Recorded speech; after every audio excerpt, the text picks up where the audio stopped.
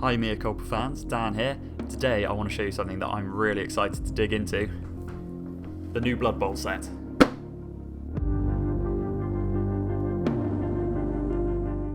So here we go. Something I've really been looking forward to. The new 2020 second season edition of Bloodbowl. Now I'm a big Bloodbowl fan. I play the video games, I play the tabletop. I've got more teams than I care to count. And I've been really looking forward to digging into this and seeing what's in here. I've got my 2016 version of the game. I guess this is now the first season edition that I've brought down to compare it to, so we can see where the differences lie. So we have all new cover art on here. I've got to say, I'm not sure if I'm as big a fan of that art as in this last edition. It just doesn't quite speak to me as much. But what I do really like is the silver text they've used. I don't know if you can see it here, but we've got a little hologram here of the Bloodbowl logo. That probably speaks to my comic collecting hobby. It reminds me of what comic books were doing in the 90s to try and draw people in with their covers, lots of holograms, lots of silvering. So I do appreciate that. And on the back, we've got a full list of contents. You can see we've got our two teams, both the human nobility, the imperial nobility, I think they are, black orcs, and even some referees. But as you can see, it's still in plastic. So with no further ado, let me grab a knife and we'll crack in.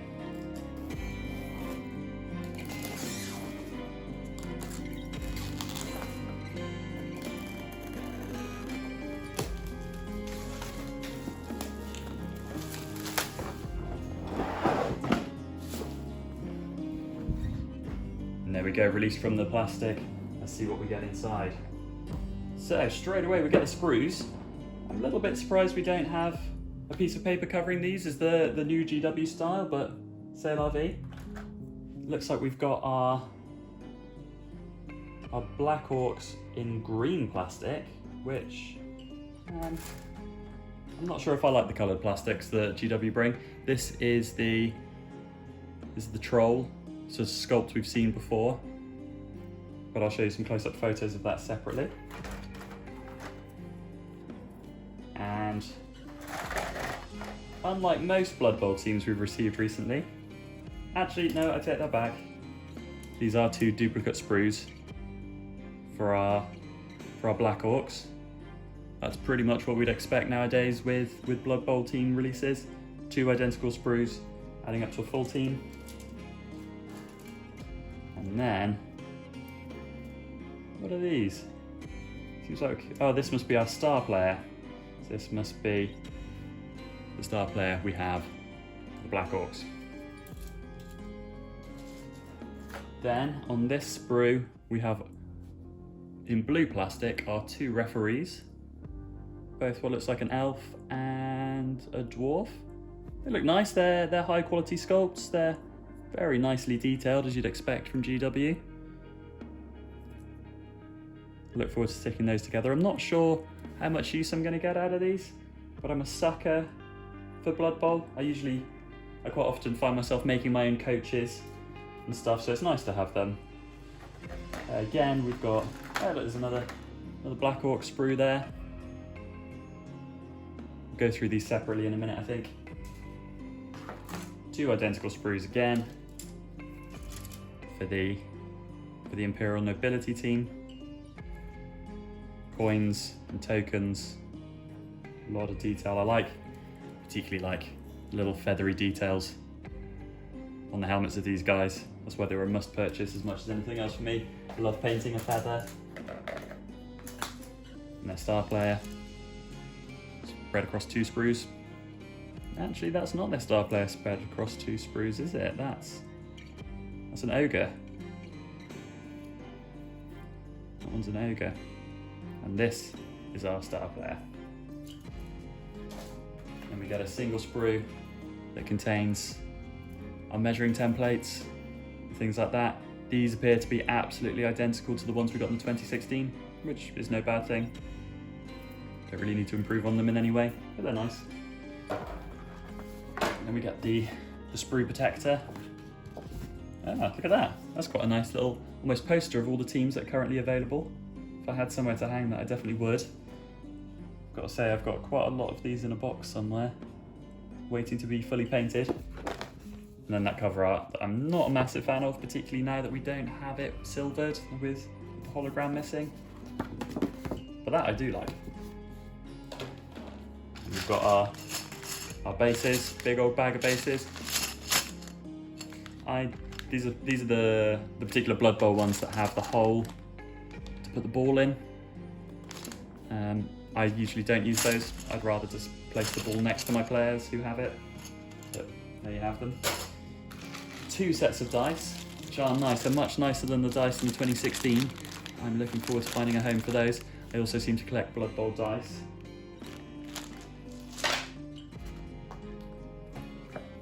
The full rule book, again covered in plastic.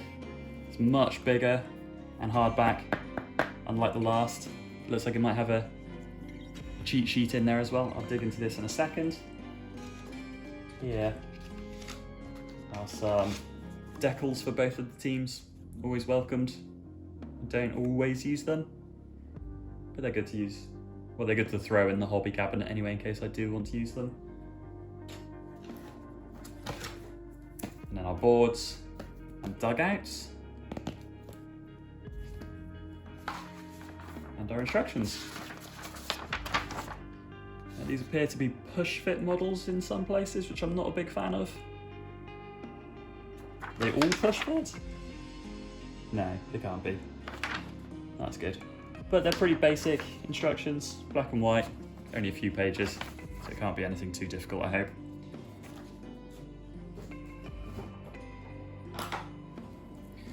If I bring up my trusty knife again, let's open up these pitches and dugouts, see if there's anything unexpected in here.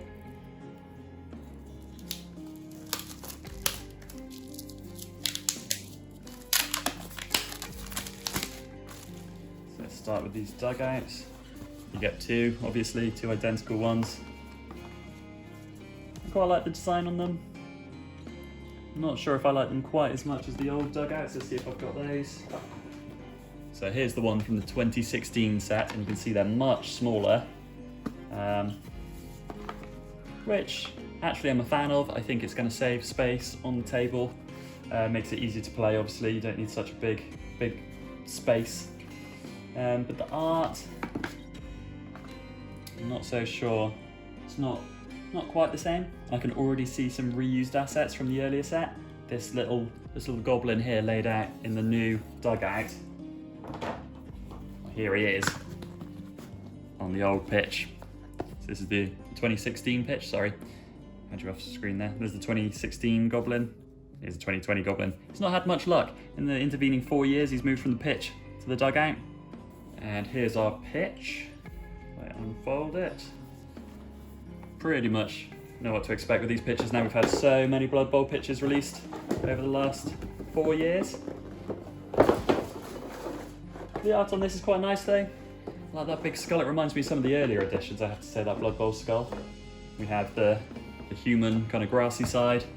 And then this reminds me of the dwarf pitch, like an astro granite kind of tough, not so green one.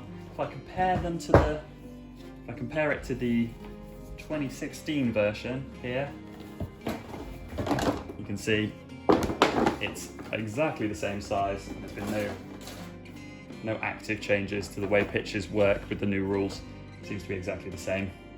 Gotta say, I think I prefer this old muddy side to this new stone style side. I never base, well, the bases I use on my models, I never really model them to look like stone. I just don't particularly think it suits the sporting atmosphere. But this green side is nice anyway, and it's always good to have a couple of extra pitches. I'm not sure why, but I just love them. And those trapdoors remind me of the Bloodbowl game you can't get in the UK. But maybe there's some house rules we could do with those. Find some fun things to do. Got some quite nice details, like this little goblin here being squashed by a rock, beer bottles. Something very pixelated here, so pixelated I can't even tell what that is. I guess it's a piece of armor or something. That's not brilliant digital art. Likewise here I can see some joins on the art here. Generally speaking actually, now I look a bit more closely, I don't think the attention to detail has been put on this that I would quite expect, actually. There's a few digital artifacts. Some things are a lot more detailed. This helmet here, for example, on the pitch, you can see very crisp detailed lines on there. And if I go back to this guy here, you probably can't see it on my video, but it's a lot more blockier. I don't think this has really had quite the attention to detail I would have hoped for. But like I said, I've always got the odd pitch. Oops, sorry. I've even got the odd pitch, and I've got some extra ones I've bought over the years, like snotling pitches and such. Another thing worth mentioning is the 2016 board actually had this extra detail of kind of like a textured tape added around the edge of the board just to protect that board edge. The 2016 doesn't, it's just a printed edge. But if you've bought any of the extra boards, this is the Snotlings ones I bought fairly recently, it's pretty much the same as that. So if you have any of these boards, you know what to expect. Is that the same Goblin again?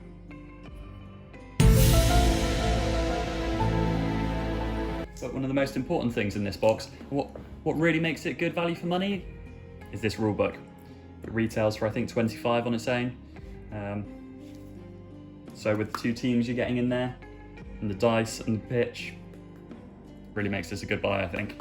Let's crack this open and see what actually comes in here.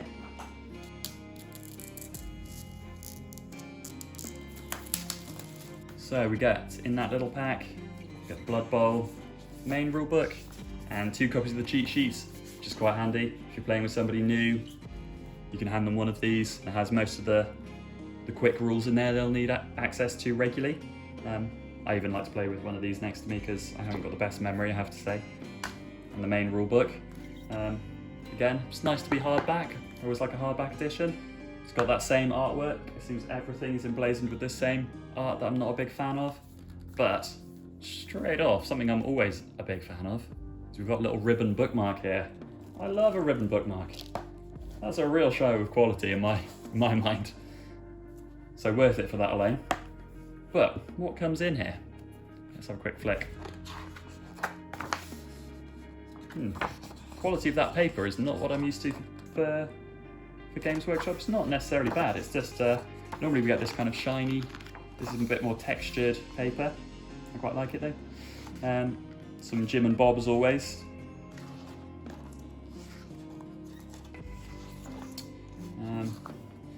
If you're a big Bloodbowl fan, you've probably seen quite a bit of this art already. I recognise that previously from, I assume, the Lizardman Spike magazine. But what they promised in this, it looks to be true. For the first time, we're getting a lot of fluff in the rulebook. Lots of new art. Yeah, loads of fluff. This is a big read. And then we get into the rules on page 19, it looks like. Pretty basic stuff. How the dice work. Basic rules, rerolls. Now, I'm yet to see quite how much the rules have changed. I think with the current pandemic, I'll probably be learning through the video game when that's released as much as anything else, because I'm probably not going to get too many games in. But it's nice to have these as well. Blank sheets that we can scan in and print off, photocopy to list our teams. Yeah, it's double-sided as well.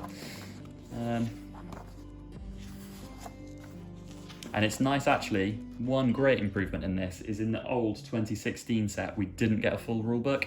To get all of the proper Blood Bowl rules for running a league and such, you needed to buy extra books. And actually, Blood Bowl had almost as much book bloat as 40k in 8th edition. We ended up with, you needed to have different rules for different pitches, and Spike magazines, and almanacs, and they released the rulebook in various different forms with various rules printed differently in each one. So it could become quite a complicated and quite heavy thing to carry around. There's lots of nice art in here. Some of this is new. I say that's new. I can't prove it's new. I haven't. It's new to me at the very least. Hopefully as well, despite the pitch not having the best attention to detail, hopefully the rules in here have got a bit more attention to detail. I say that because some of the printings of these rulebooks in the past have had pretty much day one changes and FAQs. So you had to go in there and cross things out and rewrite rules and rewrite point values and such where things were wrong. Skip to the end. There's the green skins. Oh, an index. That's something that should be in all Games Workshop products. An index, so when you're looking for a rule, you can find it straight away and you're not spending half of your gaming time flicking through the book looking for stuff. This should be in all rule books. Good one.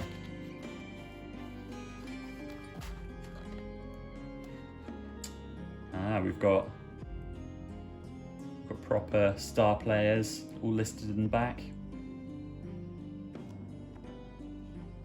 All the different teams, that's fantastic. Every team that's been, even the necromantic horrors that have just come out the same day, we have all the stats for them. A little bit of fluff and a photo of all the models that GW are currently producing or have produced in the last 4 or 5 years. I never got the Goblin team, was always tempted. I think the Snotlings always struck me a bit more interesting though. Oh, Chaos Renegade, they're fairly new as well to the game from GW. Black Orcs, obviously they're new. And then a very hefty selection of rules actually. I look forward to digging into these properly and getting a good idea of what's changed and what hasn't. Hopefully it's been so long since I last played Blood Bowl 2016, or Classic Blood Bowl as I like to think about it, that this won't seem like a massive change to me. Oh, so this is just the post-game sequence of events when you're totting up injuries. I like that bit about, that's great. Chaos Beast Woman cheerleader. That's something I'd like to create for one of my teams. And this is something I've always hoped for. It looks quite Zinchian. I want a Zinch team. Come on, GW, you're making new teams for Blood Bowl. Let's bring Zinch into the field. We've got Nurgle, we've got Khorne. I don't really care about Slaanesh, but Zinch, come on, all the way. So yeah, there's lots of stuff to dig into here.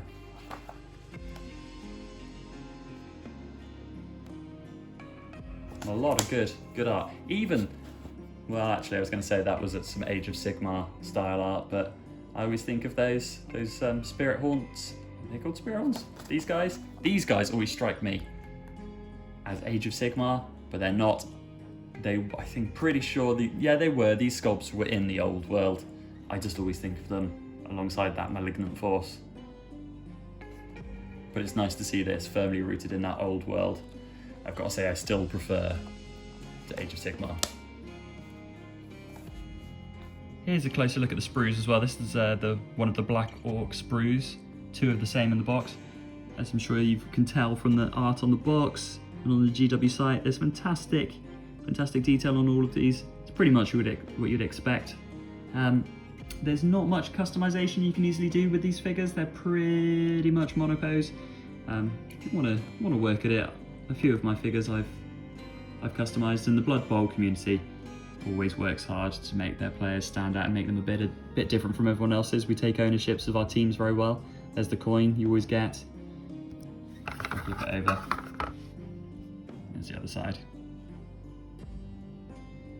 Here's the Nobility sprue. Again, I'm not a big fan of these coloured plastics. I wish they'd stay a bit more neutral and grey. I just find it takes it a bit more time and a bit more paint to base coat them, because I'm not going to be working up from a red base coat, I can tell you that much. My team is not going to be red, and although I'm going to use green as the skin colour of my orcs, it's not really what I'd choose as a base colour. There's the other side. These are in enough pieces that it's kind of hard to tell what each constituent part is until you start going through the instructions. Gotta love these feathery hats though. Other than those 2 green sprues that have the main Black Orcs team, we also have these 2. We've got 2 here that represent our star player, and 2 for an ogre. Is it an ogre? No, it's a troll, isn't it? They have a troll on their team. So if you've bought the troll kit before, this is the same one that was released in 2017, I think.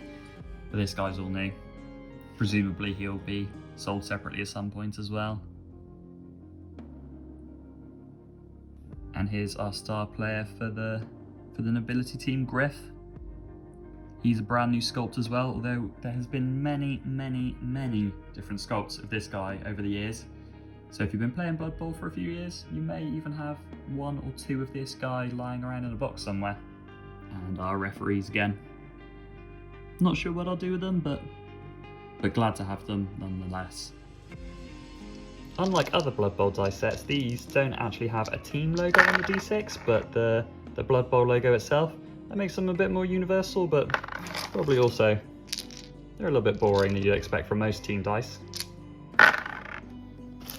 And here's the translucent green ones for the Orc team. Nice colour, good quality dice. They'll definitely find a home in my collection, but they probably won't be used as much as some of my other dice, I've got to say. So there you have it, Blood Bowl 2020. If you've got any questions, do drop them in the comments and I'll strive to answer any queries you have. But I'd like to hear what you think about this as well. I know a lot of the community is quite worried about any changes to these rules that we've been using for, well, way before 2016. The Blood Bowl rules have remained pretty much unchanged and really supported by a community of loyal, die-hard fans for decades now. So it'd be interesting to see how well these are adopted, but also what the community beyond Blood Bowl thinks of them.